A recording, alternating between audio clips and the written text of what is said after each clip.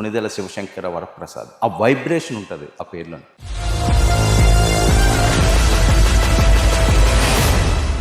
శివశంకర వరప్రసాద్ చెన్నై మహానగరానికి ఒంటరిగా వచ్చాడు. అంచెలంచెలంచెలుగా. సో చిరంజీవి గారి గురించి తనికెల భరణి గారిని అడిగితే ఏం చెప్తారు? తను తాను స్థాయికి పెంచుకున్న వ్యక్తి. చిన్న యంగ్ బ్యాచ్ అంతా ఉంటుంది కదా, అన్నయ్య అన్నయ్య అనడానికి అది ఊరికే నోటి మీద వచ్చిన అన్నయ్య కాదు. ఇండస్ట్రీకి వచ్చే ప్రతి హీరో చిరంజీవి అవుదామని వస్తాడు. సార్ ఎలా అనిపించింది సార్ చిరంజీవి గారు, శ్రీదేవి గారు వాళ్ళతో మీరు షూట్ చేయండి? జగదేక వీడలోకి సుందరికి ఒక నెగిటివ్ క్యారెక్టర్, అందులో ఒక తమాషా అయిన సన్నివేశం. ఆయన డబ్బులు పెడితే శ్రీదేవిను చిరంజీవి గారు ఇట్లా తిరుగుతుంటుంది, వస్తుంది రాదు వస్తుంది రాదు అంటుంటాను. నేను కాలుతోటి మేనేజ్ చేస్తాను. ఆ అమ్మాయి ఉంగరం పెట్టగానే అంగుళీకం ఇది ఇది ఇది ఆ సీన్. అది రావాలి. రిలీజ్ టైంకి వరదలు జనం చూస్తారా లేదా అనే క్రమంలో తడుస్తున్న నీళ్ళలో సినిమా చూసి సూపర్ హిట్ చేశారు. బిగ్ బాస్ అనే ఒక సినిమా, అందులో అది చాలా క్రూరమైన, నేనేమో ఎస్ఐ, ఆయన అయ్యప్ప మాల ఉన్నాడు. మాల్లో ఉన్నప్పుడు జనరల్గా హింస కొట్టడం ఇంకా నేను తిరుగుతూ ఉంటాను. కెమెరా గుర్కాయిని చూస్తున్నావు అన్న, ఏంటివి అట్లా గుర్కాయించి చూస్తున్నావు అంటే ఏమిటన్నాడు. కాయించడం అంటే ఏం లేదంటే తీక్షణంగా చూస్తున్నావు అని అంటాను. అంతే కదా, భూత పదంలా ఉంది మేడం, నా ఫ్యాన్స్ నేను చెత్త కొట్టేస్తారే. బాపిరెడ్డి గారికి చాలా close friend, heart problem. Director వెళ్ళి తీరాలి 2-3 రోజులు, సినిమా ఆగడానికి లేదు, డేట్స్. ఇక్కడ చిరంజీవి గారు ఫైట్ అంతా చిరంజీవి గారు షూట్. చిరంజీవి గారు డైరెక్షన్. సార్ చరణ్ చూస్తే అనిపిస్తుంది చిరంజీవి గారు వారసుగా. తండ్రిని మించిన తను ఎప్పుడు చేతులు కట్టుకున్నాడు, పెద్దవాడు ఎవడో కాదు. నటుడుగా ఎన్ని సాధించినా కుటుంబ వ్యవస్థకి ఎంత పునాది కల్పించి అందరు కలిసి భోజనాలు చేయడం, ఇవన్నీ ఎంత గొప్ప విషయాలండి. రియాలిటీలో ఒక కుటుంబ వ్యవస్థకి కేర్ ఆఫ్ అడ్రస్ అయిపోయింది. నమస్తే, వెల్కమ్ టు 99 టీవీ. ఆగస్టు మంత్కి ఒక ప్రత్యేకత ఉంది. ఆగస్టు 15 స్వాతంత్ర దినోత్సవం. భారతదేశం అంతా కూడా ఒక వేడుకగా గడుపుకుండే ఒక గొప్ప శుభదినం. సో అదే మంత్ కోట్లాది మంది ప్రేక్షకులు కూడా ఒక పండగ వాతావరణాన్ని క్రియేట్ చేస్తుంది. అదే ఆగస్ట్ 22. ఆగస్టు 22 అంటే మెగా అభిమానులకి ఒక పెద్ద పండుగ. మరి కొణిదెల శివశంకర వరప్రసాద్ మెగాస్టార్ చిరంజీవి గారి జన్మదిన వేడుకలు అంబరాన్నంటే సంబరాలతో దేశ విదేశాల్లో కూడా మారుమోగుతున్నాయి. మరి చిరంజీవి గారిని సినిమాల్లో చూసి ఒక దేవుడిగా భావించే ప్రేక్షక మహాశైలికి చిరంజీవి గారిని దగ్గరగా చూసిన వ్యక్తులు చాలా తక్కువ మంది మాత్రమే ఉంటారు. అలాంటి వ్యక్తుల్లో సహజ నటులు, దర్శకులు, రచయితలు తనికెల భరణి గారు ఒకరు. మరి ఈనాటి చిరంజీవి జన్మదిన సందర్భంగా తనికెల భరణి గారు ఎక్స్క్లూజివ్గా మనతో పాటు ఆయనతో ఉన్న అనుభవాలను పంచుకోవడానికి సిద్ధంగా ఉన్నారు. నమస్కారం భరణి గారు. నమస్కారం వర్మ. చిరంజీవి గారు కొణిదెల శివశంకర వరప్రసాద్, ఆ వైబ్రేషన్ ఉంటుంది ఆ పేర్లోని. సో చిరంజీవి గారి గురించి తనికెల భరణి గారిని అడిగితే ఏం చెప్తారు? చిరంజీవి ఒక స్వయంభూ లాంటి వాడు అన్నమాట. అంటే ఒక సామాన్య కుటుంబంలోంచి వచ్చి తను తాను ఒక స్థాయికి పెంచుకున్న వ్యక్తి. ఈ క్రమంలో ఎన్నో కష్టాలు, నష్టాలు, బాధలు ఇవన్నీ అనుభవించాడు. మా గురుగారు రాళ్లపల్లి గారు ఫస్ట్ టైం చిరంజీవి గారిని నాకు పరిచయం ఎక్కడ చేశారంటే, మా నాటక సమాజం ఉంది, శ్రీ మురళీ కళానిలయం. త్యాగరాయగాన సభ వెళ్ళే దారిలో ఒక పాత ఇంట్లో షూటింగ్ జరుగుతోంది. కుక్క కాటుకు చెప్పు దెబ్బ అనే సినిమా చిరంజీవి గారి. అప్పుడే కొత్తగా వస్తున్నాడు ఆయన. సరే ఈయన కూడా యాక్ట్ చేస్తున్నాడు కాబట్టి మమ్మల్ని నలుగురిని తీసుకెళ్ళాడు. అప్పుడు ఏమిటంటే ఒక సీన్ బహుశా మొత్తం స్నానం చేసి తడి టవల్ కట్టుకుని రూమ్లోంచి బయటకు వచ్చే ఏదో షాట్ జరుగుతుంది. మమ్మల్ని పరిచయం చేసినప్పుడు అది ఫస్ట్ టైం చిరంజీవి గారు. ఇండస్ట్రీలో మీ పాత్ర? నేను అప్పుడు మేము నాటకాలు ఇండస్ట్రీకి వెళ్ళలేదు. రాళ్లపల్లి గారు హైదరాబాద్ అంటే నాటకాల నుంచి ఇక్కడి నుంచి మేమే పంపించాను రాళ్లపల్లి గారిని. రాళ్లపల్లి గారు చిరంజీవి గారు చాలా కాంబినేషన్, వాళ్ళు చాలా మంచి కాంబినేషన్లో చాలా మంచి వేషాలు. విష్ణు శర్మ మన దాంట్లో, అలాగే కొన్ని చాలా మెమరబుల్ క్యారెక్టర్స్ని. అట్లాగా వాళ్ళిద్దరికి ఉన్న పరిచయం మేరకు మేము కూడా చూస్తామంటే పరిచయం చేసి. మీకు ఏమనిపించింది సార్ మొదటిసారి ఆ చిరంజీవి గారు? అంటే అప్పటి వరకు ఎన్టీఆర్ గారిని చూసి, కృష్ణ గారిని చూసి, నాగేశ్వరరావు గారిని చూసి, శోభనబాబు, అప్పుడు పెద్ద కొత్త యాక్టర్ అంతే, అంత అప్పటికి మనకి పెద్ద. తర్వాత నేను చెన్నై వెళ్ళి నేను స్క్రిప్ట్స్ అవి రాస్తున్నప్పుడు క్రమంలో నన్ను ఆ, మంత్రి గారి వియ్యంకుడు షూటింగ్ రెండోసారి నేను చిరంజీవి గారిని కలవడం. అప్పటికే ఆయన చాలా వృద్ధిలోకి వచ్చేసాడు. అట్లా ఆ తర్వాత మేము కలిసి యాక్ట్ చేసిన ఫస్ట్ సినిమా జగదేక వీరుడు అతిలోక సుందరి. రాఘవేంద్రరావు గారి దర్శనం. అప్పటికి ఇంక చిరంజీవి గారు ఎక్కడో శిఖరాగ్రాన్ని ఉన్నాడు. పతాక స్థాయిలోనే ఉన్నాడు ఆయన. అయితే రాఘవేంద్రరావు గారు అప్పటికి శివ చాలా పెద్ద హిట్ అయిన క్రమంలో ఒక వేషానికి నన్ను ఆయన తీసుకున్నాడు. మేము ఊటీలో షూటింగ్. ఆ తర్వాత మాట్లాడడం జరిగింది. మీరు చెన్నై వెళ్ళిన తర్వాత చిరంజీవి గారిని కలిసారా? లేదు లేదు, ఇక్కడ కలడమేనండి.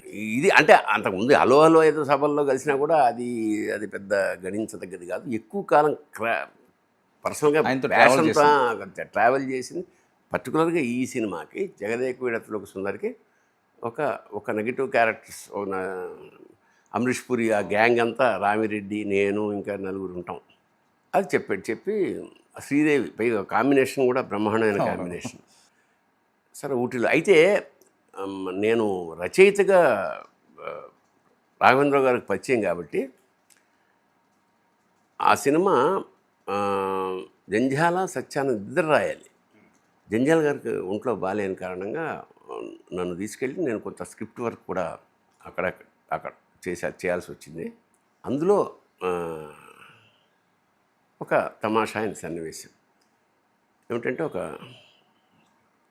ఆయన డబ్బులు పెడితే శ్రీదేవిను చిరంజీవి గారు ఇట్లా తిరుగుతుంటుంది. వస్తుంది రాదు అంటుంటాను. నేను కాలుతోటి మేనేజ్ చేస్తుంటాను. ఆ అమ్మాయి ఉంగరం పెట్టగానే ఇది ఇట్లా సీను అది అయిపోయింది. దాని తర్వాత జరిగిన సంఘటన ఏమిటంటే, ఫైట్. చిరంజీవి గారిని ఇలాగా ఒక టేబుల్కి ఇలాగా మేకులు అవి కొట్టేసి ఇలా నిలబడతారు. నిలబేసి అంటే అశక్తుని చేసి కొడుతుంటారు. కొడదామని ప్లాను. సో ఫైట్ మాస్టర్ వచ్చి అందరికీ డమ్మీ బ్యాట్లు ఇస్తారు. ఇది హాకీ బ్యాట్లు డమ్మీవి. నాకు కూడా ఒక డమ్మీ బ్యాట్ ఇచ్చారు. డమ్మీ బ్యాట్ అంటే పెద్ద దెబ్బ తగలదు, ఒకవేళ తగిలినా కూడా పెద్ద ఇబ్బందిగా ఉండదు. ఎందుకంటే ఇలా ఉన్నాడు కదా, కొడుతున్నప్పుడు తప్పించుకోవాలి ఆయన. అలా అయితే ఫస్ట్ రిహార్సల్లో ఇలా అన్నప్పుడు ఈ డమ్మీ బ్యాట్ విరిగిపోయింది. నాది ఓకే. ఆల్రెడీ ఫైటర్స్ వాళ్ళు ఉన్నారు కదా, వెంటనే ఒక ఫైటర్ అసిస్టెంట్ ఒరిజినల్ బ్యాట్ ఇచ్చేసాడు నాకు. మనమే పెద్ద ఫైట్స్ అవి చేస్తామే అంటే ఇది నాకు ఒరిజినల్ ఇవ్వగానే నాకు దడ పట్టుకుంది. ఎందుకంటే ఒరిజినల్ది ఇప్పుడు కుట్టినప్పుడు ఆ దెబ్బ కనుక తగిలితే చాలా గట్టిగా తగులుతుంది. పైగా ఆయన ఆపుకోవడానికి కూడా వీలు లేకుండా చేతులన్నీ లాక్ చేస్తున్నాయి.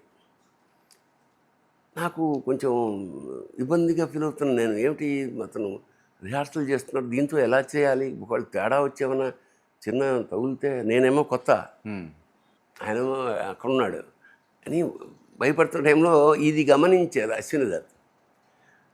వేరే లేవు, డమ్మీవి లేవు. వచ్చి ఆయనకు తెలిసింది, సార్ ఇట్లుందని సార్ అంటే, ఈయన ఇంకా నన్ను భయపెట్టాడు. జాగ్రత్త, కొంచెం తగినంటే మొత్తం అప్సెట్ అయిపోతుంది. నేను అసలే భయపడి వస్తుంటే, బట్ రిహార్సల్స్ 1-2 సార్లు అయిన తర్వాత మేము డమ్మీతో చేసాం కాబట్టి ఇప్పుడు అందరి దగ్గర డమ్మీ ఉంది, నా ఒక్కడి దగ్గర ఒరిజినల్. ఆయనకి కొత్త కాదు కాబట్టి నేను ఇలా కొట్టినప్పుడు ఆయన దాన్ని డక్ అంటారు, ఇలా తప్పించుకుంటాడు ఏదో అంటే అట్లాగా అలాంటి సన్నివేశంతో మాకు. చిరంజీవి గారికి తెలుసా అండి మీ దగ్గర ఒరిజినల్? లేదు ఆయనకి తెలియదు. ఇవన్నీ చెప్పం కదా. అవును, చెప్తే అప్పటికప్పుడు ఆపేసి డమ్మీ తెప్పించేవారేమో. రాఘవేంద్రరావు గారు ఉన్నారు. ఎవరికి తెలియదు ఈ విషయం. ఓకే. విరిగిపోయినప్పుడు ఫైట్ మాస్టర్ వాళ్ళు చెప్పరు, ఏదో ఒకటి ఇచ్చేసి మేనేజ్ చేస్తారు తప్ప విరిగిపోయింది సార్ ఆపద 5 సినిమా అయిపోద్ది కదా. అది అనమాట. అదేదో వాళ్ళు తీసుకుని నాకు డమ్మీ ఇవ్వాలి కదా ధర్మానికి. నేను పెద్ద ఫైట్ రానివాడిని, ఏదో ఇచ్చేసి అలా అంటే ప్రమాదం అలా వస్తుందన్న దగ్గర నుంచి వెనక్కి వచ్చేసాం. సరే ఆ తర్వాత చాలా. సార్ ఎలా అనిపించింది సార్ చిరంజీవి గారు, శ్రీదేవి గారు, రాఘవేంద్రరావు గారి డైరెక్షన్, వాళ్ళతో మీరు షూట్ చేయడం అంటే అది చేస్తున్నప్పుడే దాని వైబ్రేషన్స్. ఎందుకంటే ఒకటి ఈవిడ మెగాస్టారు, ఆవిడ Jagadeka Veerudu Athiloka Sundari, title extraordinary story. మాస్కి ఏం కావాలో అందులో మసాలాలు సమస్తం ఉన్నాయి. పాటలు పరమాద్భుతం. అమ్మని తీయని దెబ్బ అసలు అది సో అది ఫుల్ ఫ్లెడ్జ్డ్. షడ్రుచులు కాకపోతే మీకు తెలుసో తెలీదో అది రిలీజ్ టైంకి వరదలు. అవునండి, విపరీతమైన వార్తలు. ఈ సినిమా రిలీజ్ అయిన తర్వాత మరి ఇంత జనంలో ఎట్లాగా రిలీజ్ అయితే అయిపోయింది, వరదలు వచ్చేసాయి, జనం చూస్తారా లేదా అనే క్రమంలో తడుస్తున్న నీళ్ళలో ఉన్న సినిమా చూసి సూపర్ హిట్ చేశారు. అప్పుడు రోడ్లు కూడా బ్లాక్ అయిపోయినాయి సార్, చాలా రోడ్లు అలాగా కొట్టుకుపోయినాయి. ఫస్ట్ కలిసి చేయడం అనేది అది. ఆ తర్వాత సార్ మీరు కొత్త అని ఆ రకంగా ఉండిద్దా చిరంజీవి గారు అప్పటికి? నేను అంటే నాకు ఇండస్ట్రీ పరిచయం, నేను అప్పటికి వేషాలు వేసాను. పైగా నేను బేసిక్గా రచయితని, ఆ సంగతి ఆయనకు తెలుసు. పైగా రచయితల్ని చాలా గౌరవిస్తాడు ఆయన. ఓకే. బేసిక్గా జనరల్గా ఇండస్ట్రీలో హీరోలు కానీ దర్శకులు కానీ రచయితలు అంటే ఒక ప్రత్యేక గౌరవం ఉంటుంది. సార్ ఆయన జడ్జిమెంట్ కూడా చాలా బాగుంటుందట. దాని విషయం నెక్స్ట్ నేను సరే ఇలా క్రమంలో బిగ్ బాస్ అనే ఒక సినిమా, రోజా గారు చిరంజీవి గారు, బాపినేడు గారు దర్శకుడు. యాక్చువల్గా అందులో అది చాలా క్రూరమైన ఎస్ఐ వేషం. ఎంత క్రూరం అంటే అది ఆయన అయ్యప్ప డ్రెస్లో ఉంటాడు. నేను ఎస్ఐ, నేను ఎంటర్ అయినప్పుడు కొన్ని వివరాలు సేకరించాలి. నా ఇంట్రడక్షనే అక్కడ ప్రాంతం మిడిల్ క్లాస్ ఫ్యామిలీ అది. ఆ లోపల ఆయన స్వామి మెడిటేషన్లో ఉన్నాడు, అయ్యప్ప పూజ మాల వేసుకున్నాడు. నేను వస్తూనే చిన్న మేకపిల్ల ఉంటుంది, అది తీసి గోడ కొడతా, తగిలి ఆ బ్లడ్ చచ్చిపోతుంది. అంత దుర్మార్గుడి వేషం. మళ్ళీ వస్తాను, అరుస్తుంటాను, రా బయటికి వాయించదు అన్నట్టు. ఇంటర్నెట్ క్లోజులు పడుతుంటాయి, అక్కడ దుర్మార్గం చేస్తున్నాడు వీడు కానీ మెడిటేషన్లో ఉన్నాడు. ఒక కుంటి తమ్ముడు ఉంటాడు వీల్ చైర్లో, ఎందుకు రాడో చూస్తాను, వాడిని కొడతా. వాడు అరుస్తూ ఉంటాడు, అక్కడ ఆయన కంట్రోల్ చేసుకుంటూ ఉంటాడు, రాడు బయటికి. చివరి బ్రహ్మాస్త్రం ఏంటంటే వాళ్ళమ్మ, ఎందుకు రాడో చూస్తా అని తల్లిని ప్యాడ్ కొడితే ఆ అమ్మాయి పడిపోతుంది. పడిపోగానే ఎంట్రీ, ఒక మంచి బిల్డప్తో ఎంట్రీ. నేనేమో ఎస్ఐ, ఆయన అయ్యప్ప మాల ఉన్నాడు. మాల్లో ఉన్నప్పుడు జనరల్గా హింస కొట్టడం. ఈ ప్రాసెస్లో ఏమవుతుందంటే అతను వస్తున్న వేగానికి ఒక షాట్, ఈ మాల ఎగిరి అక్కడ బొమ్మలు ఉంటాయి కదా, అయ్యప్ప మెళ్ళో పడుతుంది. అప్పటిదాకా నేను తిడుతూ ఉంటా, తెలంగాణ కదా ఎమరా గుర్కాయని చూస్తున్నావు అన్న. కట్ అన్నాడు ఆయన, చిరంజీవి గారు. అంటే ఏమిటన్నాడు, గుర్కాయించడం అంటే ఏం లేదంటే తీక్షణంగా చూస్తున్నావు అని అర్థం, అంతే కదా. భూత పదంలా ఉంది, మళ్ళీ నా ఫ్యాన్స్ నిన్ను చెత్త కొట్టేస్తారా? ఓకే లేదు సార్. ఇలా మాట్లాడితే ఫైట్ మొదలయ్యేలో ఎప్పుడైతే కొట్టానో అది ఎగిరి అందులో ఇంకా అప్పుడు చెత్త కొట్టేస్తాను. ఫైటు కంప్లీట్ అవుతుంది. ఇక్కడ నేను చెప్పదలుచుకున్న పాయింట్ ఏంటంటే ఆ ఫైట్ ప్రారంభం అవుతున్నప్పుడు చిరంజీవి గారికి మన బాపినేడు గారికి చాలా close friend, heart problem, heart attack అలాంటిది. ఆయన వెళ్ళిపోవాల్సిన పరిస్థితి. డైరెక్టరు సెట్లో లేడు, వెళ్ళి తీరాలి 2-3 రోజులు. సినిమా ఆగడానికి లేదు, డేట్స్. చిరంజీవి గారు అయినా నేను బోల్డ్ మంది ఆర్టిస్ట్. ఇక్కడ కొత్త కోణం ఆవిష్కరణ జరిగింది ఏమిటంటే మొత్తం ఆ సీన్లని చిరంజీవి గారు, ఫైట్ అంతా చిరంజీవి గారు షూట్ చేశారు. అంటే నా ఇంట్రడక్షను, ఆయన క్లోజులు, తర్వాత ఆయన వచ్చి కొట్టడం.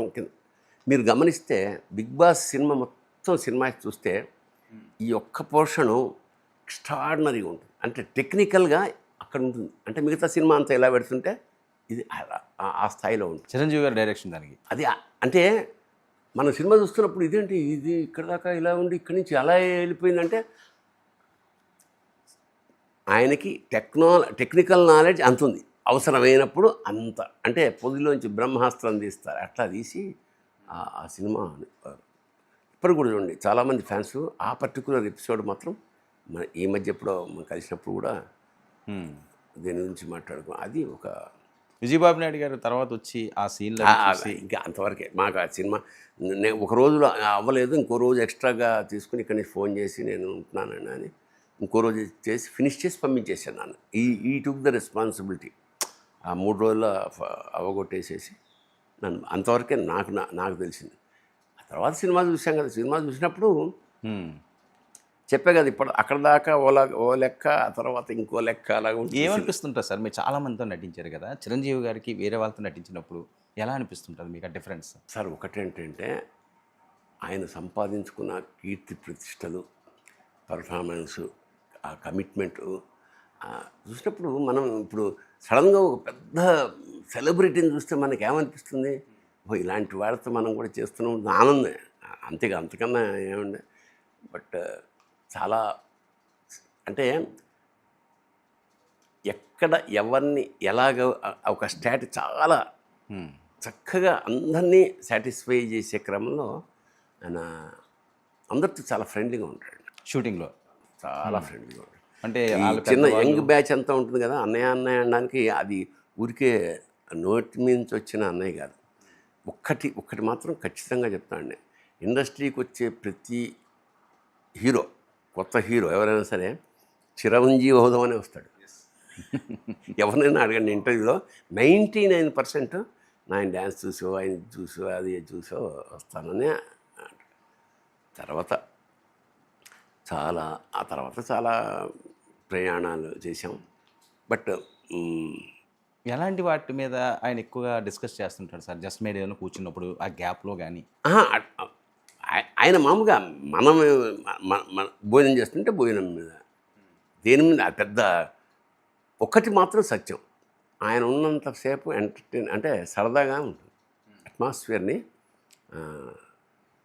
సరదాగా అంటే పెద్ద హీరో భయపడుతూ అట్లా ఏమి ఉండదు. చిరంజీవి గారితో చాలామంది తెలియని విషయం, చాలా ఫ్రెండ్లీగా, కొత్త వాళ్ళు భయపడతారేమో అని ఏం పర్లేదని దగ్గరుండి అట్లా చెప్పి, that is the beauty of Chiranjeevi.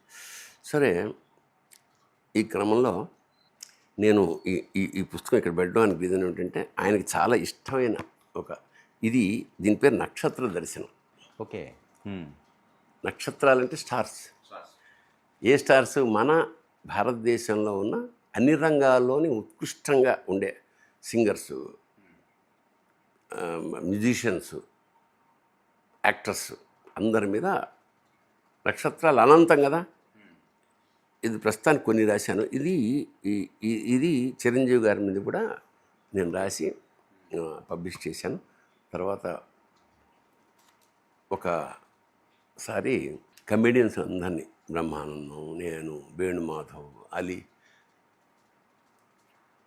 Dharmavaram Subrahmanyam, AVS, అప్పుడు ఒక పెద్ద అవును గ్రూప్ 20 మంది 30 మంది అన్నింటికి పిలిచి పార్టీ ఇచ్చి, ఆ సందర్భంగా ఇది చదివితే ఒక దగ్గరకు వచ్చేటప్పటికి ఆయన, ఎందుకంటే కళ్ళు నిండిపోయాయి ఆయనకి. ఇప్పుడు చదువు భరణి చదివాక దాని లోపల తీసుకెళ్ళి ఫోన్ చేసి పైన వాళ్ళ ఆవిడకి సురేఖ భరణి పొయిట్రీ రాశాడు. అసలు నాకు చెల్లించిపోయాను. ఎక్కడ ఏదైనా సభలు ఉన్నప్పుడు ఆయన చాలా ఇష్టం ఆ పొయిట్రీ. సో అంటే ఆయన వ్యక్తిత్వాన్ని ఎలా ఉంటుంది అనేది నేను రాశాను. సో దీంతో ఎండ్ చేద్దామని ఇది ఎండ్ పార్ట్గా పెట్టుకున్నా. ఇంకేమైనా అడగాలి? మరొక అంశం, విశ్వంబర. చాలా మంది ప్రేక్షకులు వెయిట్ చేస్తున్నాను. మేము కూడా, నేను హీరోయిన్ ఫాదర్. ఏంటి సార్? అంటే నాది చిన్న వేషం అది కొంచెం ఫ్యాంటసీ అట్లా రెండు కలిపి ఉంటుంది, సోషియో ఫ్యాంటసీ లాగా. నాది చాలా చిన్న వేషం. హీరోయిన్ కాంబినేషన్ ఉందండి? ఆయనతో కాంబినేషనే. 2-3 సీన్లు ఉంటాయి కానీ అంతే, అంతవరకు నాకు. అంచేత నేను పెద్దగా ఏం చెప్పలేదు. అది కాకపోతే అది ఇంకా రిలీజ్ అవ్వాలా, అది ఇక్కడ రిలీజ్ అవుతుంది, మరి అవుతుంది. అంటే విశ్వంబర్లో చిరంజీవి గారి గెటప్ అదే అవన్నీ చాలా నేను ఉన్నప్పుడు మామూలుగా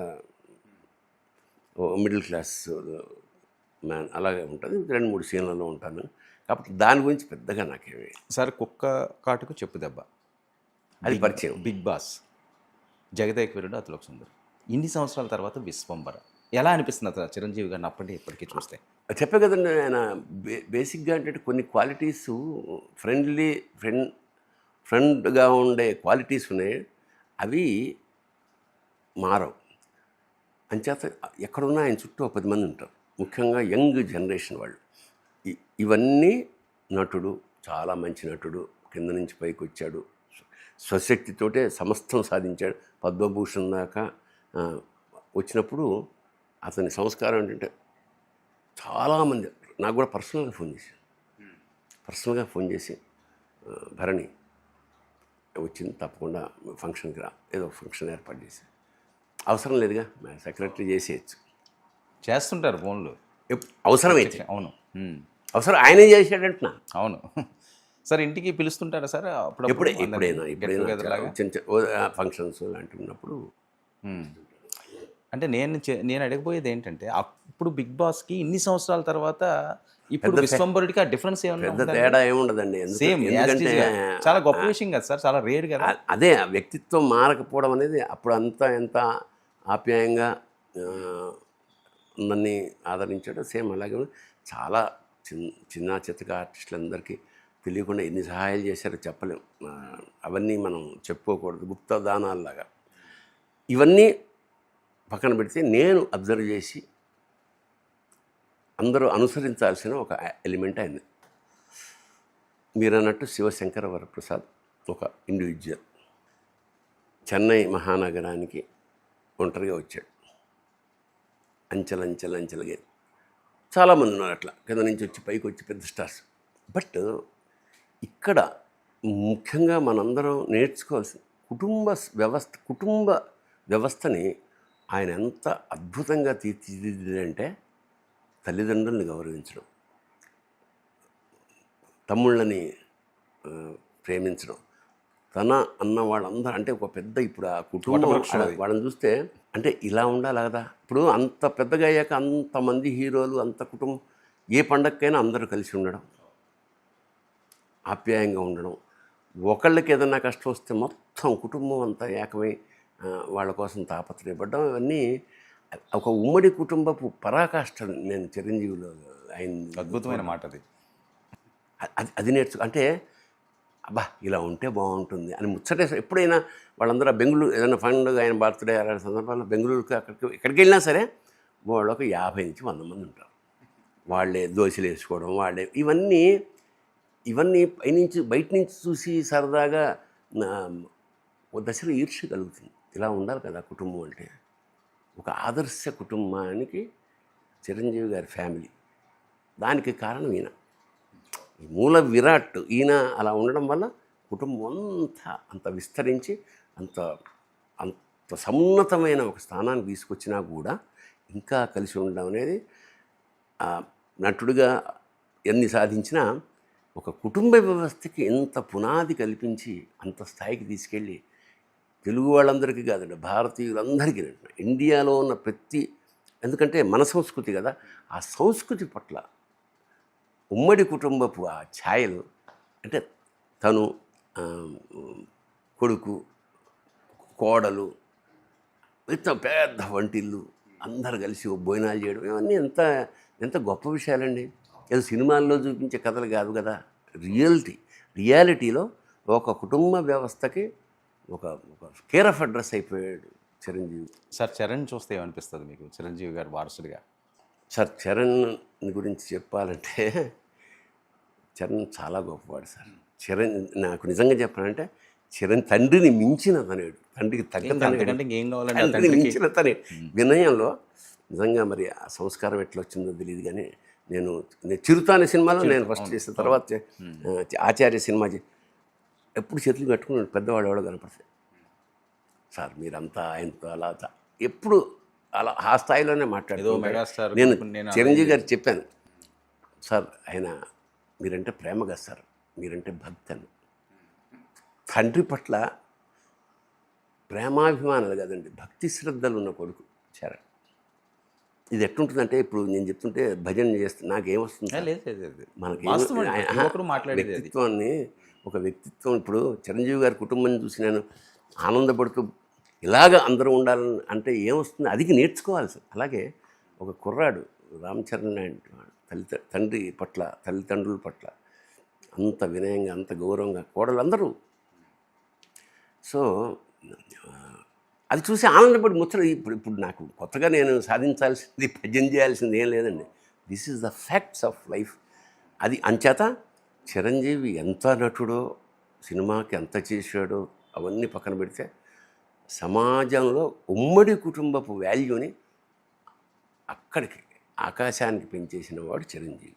అది అందుకు జాతి కృతజ్ఞతగా ఉంది, జాతి రుణపడి ఉండాలి, జాతి నేర్చుకోవాలి. సార్ కళ్యాణ్ గారితో మీకు ఏమన్నా అబ్బా అది వేరే ట్రాక్. అది చాలా పవన్ పెద్దది. కళ్యాణ్ గారి గురించి ఏమనిపిస్తుంది సార్ మీకు? తర్వాత మాట్లాడుకుందాం, ఎందుకంటే అది అంత తొందరగా తెమిలే వ్యవహారం కాదు. ఎందుకంటే మా ఇద్దరి మధ్య సాహితీ బంధం ఉంది. ఆయన ఫస్ట్ ఎప్పుడు కలిసినా కొత్తగా ఏం పుస్తకాలు చదివారు అంటాడు. నేను చాలా పుస్తకాలు ఆయనకు ప్రజెంట్ చేశాను. ఆయన మంచి చదువరి. సో అది వేరే లెవెల్ అండి. అది అసలు మేము సినిమాల గురించి మాట్లాడుకోం, అంత సాహిత్యం ఆ ధోరణి అంతా వేరే ఉంటుంది. అంచేత పవన్ కళ్యాణ్ అదొక ఏమనిపించింది సార్ ఆయన ఉప ముఖ్యమంత్రిగా ఆయన సక్సెస్? మన మధ్య నుంచి వెళ్ళాడని గ్రేట్ ఫీలింగ్ కదా. మన నిన్నటిదాకా మనతో యాక్ట్, ఆయన అయిన తర్వాత కూడా మేము కలిసి యాక్ట్ చేయాల్సిన ఏదో సినిమాలో బ్రోనో ఏదో సినిమాలు చేసినట్టున్నాం. ఇప్పుడు సార్ దీంతో ఫినిష్ చేసేస్తాం. చిరంజీవి గారి మీద రాసిన ఒకటి, ఇది చాలా సందర్భాల్లో చదివాను. ప్లీజ్, ఇది ఎక్స్క్లూజివ్గా అన్నారు కాబట్టి ఆయన పుట్టినరోజు సందర్భంగా చిరునవ్వు అని పెట్టే టైటిల్. Okay, great. అద్దంలో తన ఇమేజీ ఇమడనంత ఇమేజీ ఉన్నవాడు చిరంజీవి. అంటే జనరల్గా మనం అద్దం చూసినప్పుడు మన ప్రతిబింబం ఉంటుంది కదా, ఈయన ప్రతిబింబం అద్దం దాటి వెళ్ళిపోతుంది అన్నమాట.